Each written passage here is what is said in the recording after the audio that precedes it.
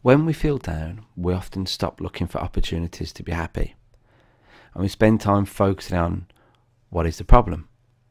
But what's important, however, is to be aware of what we want to be aware of. A common example of this is when you're made aware of something, and from that day forward you see it everywhere. The easiest example of this is with cars, where if you drive or not, you'll most probably see cars every day. And if you do drive one, then this becomes even more relevant. The other year I was in a car accident. It wasn't serious, but my car was written off, so I needed to get a new car. Now the problem for me was I don't really know anything about cars. And I also didn't want the same as everyone else. You know, the cars that you see on the road every single day, the Mondeos and the Fiestas. They're kind of everywhere.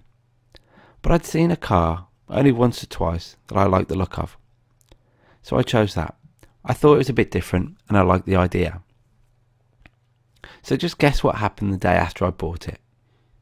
That's right, I started to see it everywhere. And I mean everywhere. But what's worse is I saw it was driven by people a lot older than me, and who I would consider more sensible and practical. I'd essentially bought a granny car, which I'm now stuck with. But until I had it, I rarely saw it. Now I see them at least 10 times a day, everywhere, driven by nanas.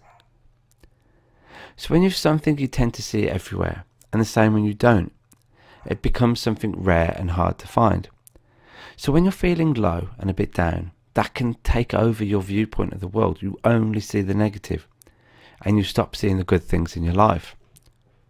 But just like when I bought my car, it does not mean those good things are not there. You just don't see them yet, because you're too busy paying too much attention to things that do not help. So just grab a pen and paper, and again, write down a list of the things that you cannot see, but you want to start seeing.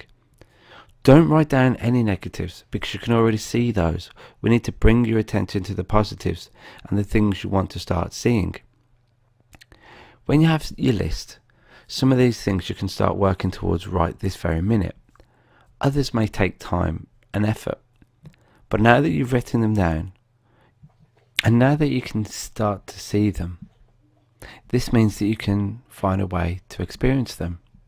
Try it, and you'll start seeing the difference around you in ways that until you try, you may not have believed are possible.